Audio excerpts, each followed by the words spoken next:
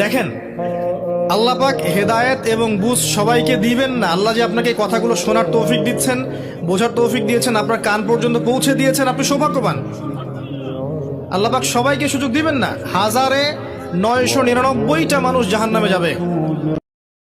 মসজিদে আকসাকে হেফাজত করবার জন্য 57টি মুসলিম দেশের সম্মিলিত সেনাবাহিনী নিয়োগ করো।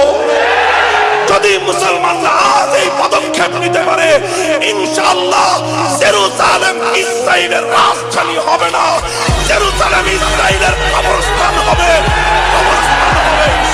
আল্লাহ বলে, বান্দা বলো না, আমি যদি আজকের রাতকে টেনে লম্বা করে সারমাদান ইলা ইয়াউমিল কিয়ামা, কিয়ামত দিবস পর্যন্ত দীর্ঘ করে রাখি, রাত বানিয়ে রাখি, মান ইলাহুন গায়রুল্লাহ, আমি আল্লাহকে বাদ দিয়ে কে আছে তোমার, ইয়াতিকুম বিদিয়াইন, যে আগামী কালকের আলো এনে দিবে, ভোর এনে দিবে, কে আছে কেউ?